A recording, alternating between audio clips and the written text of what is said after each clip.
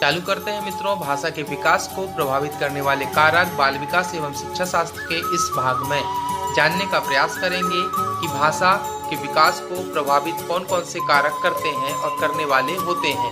तो चालू करते हैं मित्रों। जैसे जैसे बालक बड़ा होता जाता है वैसे वैसे भाषा से वह अवगत मतलब जानकारी हासिल करते जाता है तथा भाषा को इस्तेमाल करता है, परंतु भिन्न भिन्न बालकों का भाषागत विकास अलग अलग रूप से होता है। कुछ बालक भाषा का प्रयोग जल्दी करने लगते हैं और कुछ देरी से करते हैं। की जाने वाली भाषा में त्रुटियां भी कम होती हैं। इससे भिन्न कुछ बच्चों का भाषागत विकास धीमी गति से होता है और उनमें कुछ त्रुटियां भी होती हैं मतलब गलतियां भी होती हैं। भाषागत विकास के इस अंतर का क्या कारण होता है? वास्तव में भाषागत जो कारक ही भाषागत विकास को अलग अलग रूप में प्रभावित करते हैं। भाषागत विकास को प्रभावित करने वाले मुख्य कारक निम्नलिखित हैं। नंबर 1 है दोस्तों, जिसको हम जानने का प्रयास करेंगे, पढ़ेंगे, समझेंगे, जानेंगे। नंबर फर्स्ट है शारीरिक अंगों की रचना। भाषा का प्रारंभिक विकास ध्वनि के रूप में होता है। यह सबसे महत्वपूर्ण बात जानने की है दोस्तों कि मुंह से जो निकलने वाली जो ध्वनि होती है उससे ही भाषा का प्रारंभिक विकास माना जाता है। ध्वनि शरीर के कुछ अंगों द्वारा निर्भर करती है। यदि किसी बालक के ध्वनि अंग ठीक तथा सामान्य रूप से विकसित होते हैं तो उस बालक को भाषागत प्रारंभिक विकास सामान्य तथा सुचारू रूप से हो जाता है। ऐसा बालक ठीक समय पर साफ ध्वनि निकालता है। इसके अतिरिक्त यदि बालक के ध्वनि अंगों में किसी प्रकार का दोष हो जाता है मतलब अशुद्धियां हो जाती हैं, दोष होता है, तो ऐसे बालक का प्रारंभिक भाषागत विकास असामान्य मतलब नहीं हो पाता है, वह पिछड़ जाता है और पिछड़ा हुआ दोष युक्त हो जाता है। इस प्रकार स्पष्ट है कि भाषागत विकास को प्रभावित करने वाले कारकों में शारीरिक अंगों की रचना अति महत्वपूर्ण कारक माना जाता है।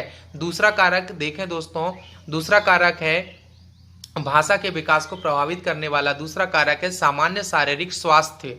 विकास के अन्य पक्षों के ही समान भाषागत विकास भी सामान्य शारीरिक स्वास्थ्य से प्रभावित होती है।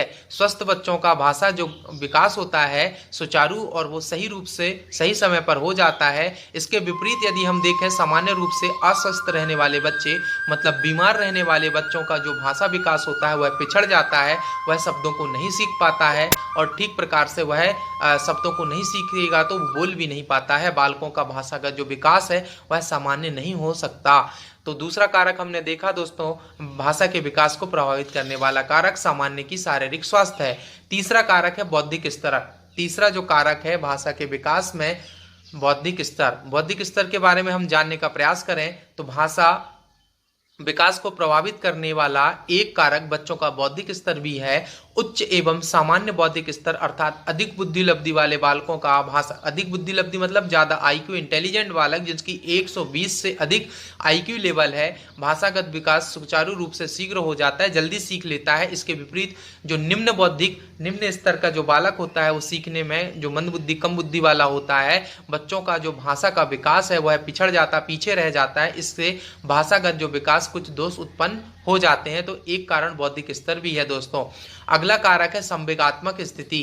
भाषा विकास पर बालकों की संवेगात्मक स्थिति का भी प्रभाव पड़ता है, उसके इमोशंस जिसको हम संवेगात्मक कहते हैं। क्या कहते हैं दोस्तों? बालकों का जो इमोशंस होता है उसका प्रभाव भी पड़ता है।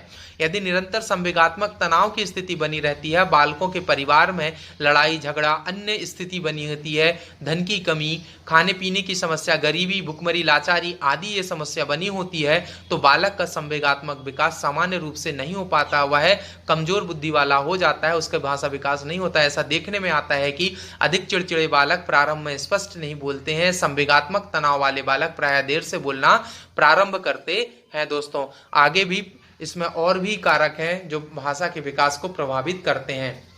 अगला है दोस्तों लिंग भेद। अगला कारक कौन सा है मित्रों? लिंग भेद। लिंग भेद भी भाषा विकास को प्रभावित करने वाला एक कारक है। ऐसा देखा गया है कि लड़कों की अपेक्षा लड़कियां कुछ जल्दी बोलना प्रारंभ करती है तथा उनका उच्चारण भी तुलनात्मक रूप से शुद्ध होता है।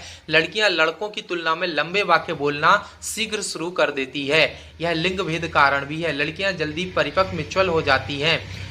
पारिवारिक सामाजिक संपर्क, अब ये भी महत्वपूर्ण कारक है दोस्तों कि परिवार का समाज में किस प्रकार से संपर्क है, वह किस प्रकार से अपने आप को समाज में प्रदर्शित करता है। बालक के भाषागत विकास पर उसके पारिवारिक सामाजिक संपर्क का भी प्रभाव पड़ता है। जो बालक प्रारंभ से ही अपने परिवार के संपर्क में वंचित रहते हैं उनका भाषागत विकास सामान्य नहीं रह पाता है, अर्थात वह इसका एक कारण ऐसे है कि बालकों की संवेगात्मक स्थिति का असामान्य हो जाना है। वह दूसरों से मिलता जुलता नहीं है, बोलता है बताता नहीं है, तो उसमें और कौन सी भाषा का विकास होगा। ऐसा देखा गया है कि अनाथालय या छात्रावास में रहने वाले बालकों का भाषागत विकास परिवार के वातावरण में रहने वाले बालकों के भाषागत विकास से अलग अलग होता है, क्योंकि वह परिवार के साथ नहीं रहता है, अपने ही पीयर के साथ, अपने ग्रुप के साथ रहता है, तो उनके अनुसार वह बातों को सीख लेता है। अगला कारक है दोस्तों बालक परिवार के सामाजिक आर्थिक स्तर।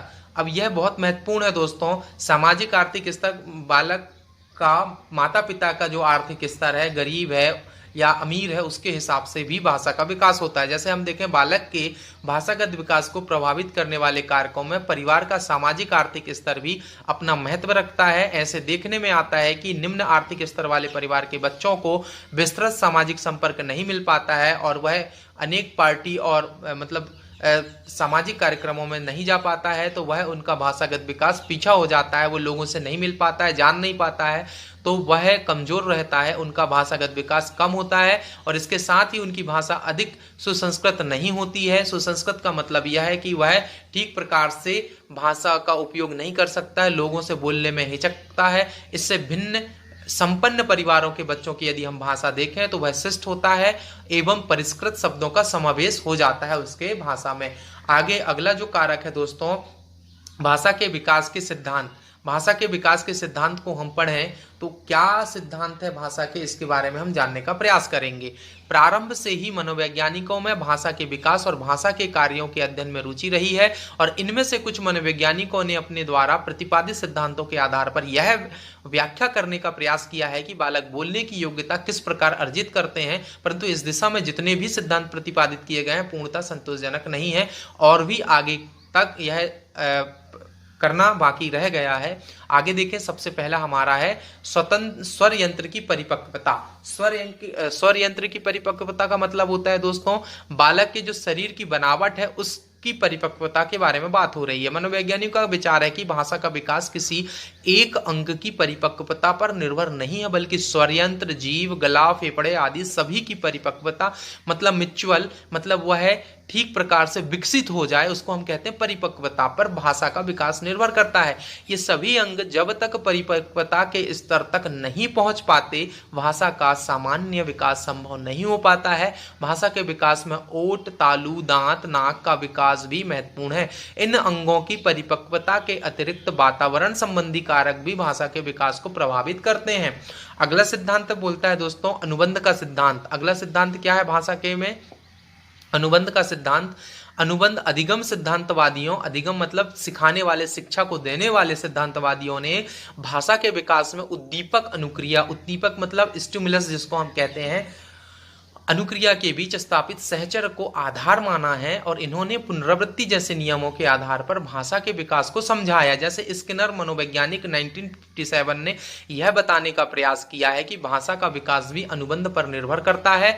इस सिद्धांत के अनुसार बालक द्वारा भाषा का अर्जित करना, ध्वनि भाषा का अर्जित करना मतलब दूसरों से वह बार बार बोलकर सीखता, उसको अर्जित करना कहते हैं, वह ध्वनि संयोजन पर निर्भर करता है। स्किनर का विचार है कि बच्चे स्वतः अनायास या अनुकरण के आधार पर बोलते हैं। बालक के आसपास का वातावरण, उसके निकट बोली गई भाषा तथा बालक द्वारा बोली गई ध्वनियों को पुरस्कृत करना उसके भाषा विकास में सहायक होता है। पुरस्कृत मतलब वो जैसी भाषा बोलता है यदि हम उसको सहानुभूति और अच्छी वाहवाही कर देते हैं तो वह उसी भाषा को सीख जाता है। यदि वह गाली बकता और यदि हम हंस देते हैं तो बालक गाली बकना आसानी से सीख जाता है। यदि हम उसमें क्रोधित हो जाते हैं, नाखुश होते हैं तो वो गाली नहीं बकेगा और दूसरी भाषा सीखेगा। उदाहरण के लिए जब बालक बिना अर्थ समझे ही बाबा या पापा शब्दों का उच्चारण करता है तो प्रोणों द्वारा इन ध्वनियों को प्रोत्साहित किया जाता है, जिसके फलस्वरूप बालक इन ध्वनि को जल्दी सीख लेता है। किसी विशेष वस्तु को दिखाकर या उसके संबंध में बात करके उस वस्तु को और उससे संबंधित शब्द के बीच सहचर्य स्थापित किया जाता है, जिससे बालक वस्तुओं और उनके नामों में अनुबंध करने लगता है। अनुबंध का मतलब संबंध स्थापित कर लेना है। अगला जो होता है सिद्धांत दोस्तों हमारा भाषा के विकास के सिद्धांत में कोमास्की का सिद्धांत है कि आपके विचारानुसार प्रत्येक बालक में एक सृजन संस्थान होता है जिसे एलएडी लैंग्वेज एक्विजिशन डिवाइस कहते हैं। क्या कहते हैं दोस्तों? लैंग्वेज एक्विजिशन डिवाइस कहते हैं। कोमास्की के सिद्धांत के द्वारा इस संरचना के आधार पर बालक भाषा की अनुक्रिया प्रक्रिया करता है, वाणी को समझ सकता है तथा बार बार सुने जाने पर उस शब्द का पुनरुत्पादन कर सकता है। बार बार सुनेगा तो उसको बोलेगा। जैसे लिंग्विस्टिक डेटा, जैसे इनपुट एलएडी अप्रोक्सिएशन हम देखें तो the ability to understand and produce sentence output हमको यहाँ पर मिलता है। चित्र में वर्णित मॉडल के अनुसार बालक जो कुछ भी सुनता है उसे एलईडी के द्वारा समझता है तथा पुनरुत्पादन द्वारा नए शब्द भी बोल देता है। अगला सिद्धांत है दोस्तों सामाजिक अधिगम का सिद्धांत। सामाजिक अधिगम के सिद्धांत के अनुसार हम समझें तो इस सिद्धांत के प्रतिपादक बंदुरा 1967 के अनुसार, बंदुरा मनोवैज्ञानिक है, अनुसार बालक जो कुछ भी भाषा विकास करता है वह उसके व्यवहार के निरीक्षण व अनुकरण का परिणाम होता है। भाषा सीखने का कार्य पुरस्कार की उपस्थिति में भी हो सकता है। पुरस्कार की उपस्थिति मतलब उसको कोई पुरस्कार दे, प्रोत्साहित करे, और इसके अनुपस्थिति में भी हो सकता है। सामाजिक सिद्धांतवादियों का कहना है कि बिना किसी मॉडल की उपस्थिति में बालक भाषा विकास नहीं कर सकता है। बालक जिस वातावरण में रहता है, जिस भाषा को सुनता है, उसी को ग्रहण कर पाता है। ये बात भी हमको जानना चाहिए, समझना चाहिए, और माता पिता को विशेष रूप से। भाषा का स्नायुविक आधार, अगला जो सिद्धांत है स्नायुविक आधार। भाषा का कौन सा स्तर होता है दोस्तों? स्नायुविक आधार। कुछ शोध कार्यों से यह भी स्पष्ट हुआ है कि भाषा का प्रारंभिक विकास स्नायुविक परिवर्तनों परिपक्वता पर आधारित होता है। भाषा का अधिगम स्नायुविक संरचनाओं के प्रकारों पर निर्भर करता है। मस्तिष्क के दो भाग होते हैं। मस्तिष्क के कितने होते हैं दोस्तों? दो भाग। भाषा का संबंध मस्तिष्क के बाएं भाग से होता है। शोध कार्यों से ज्ञात हुआ है कि यदि मस्तिष्क के बाएं भाग को 2-3 वर्ष की आयु में क्षति पहुंचती है, कौन से भाग को दोस्तों? बाएं भाग को क्षति पहुंचती है, तो बालक का भाषा विकास अवरुद्ध हो जाता है। म्यूसेन तथा उनके सहयोगियों ने 1974 में बताया कि ब्रोका क्षेत्र के क्षतिग्रस्त होने पर क्या होता है? प्रभाव पड़ता है। होने पर प्रभाव बालक के भाषा पर विकास पर पड़ जाता है। बालक के भाषा पर यह जो प्रभाव है विपरीत प्रभाव पड़ता है। यह किन्ने बताया दोस्तों? किन्ने बताया भाषा का स्नायुविक आधार? हमको बताया 1974 में ब्रोका के द्वारा। तो दोस्तों हमारे द्वारा बाल विकास एवं शिक्षा शास्त्र की जो सीरीज चलाई जा रही है, भाषा के हमने इस बार जाना भाषा के विकास को करने वाले प्रभावी कारक, भाषा के विकास के सिद्धांत। अगली सीरीज में हम जानेंगे बालक बोलना किस प्रकार सीखते हैं। तो दोस्तों हमारे चैनल को लाइक करें, शेयर करें, सब्सक्राइब करें, और अंत में आपके अंदर बैठे परमात्मा को प्रणाम करता हूँ। मेरा प्रणाम स्वीकार करें। धन्यवाद।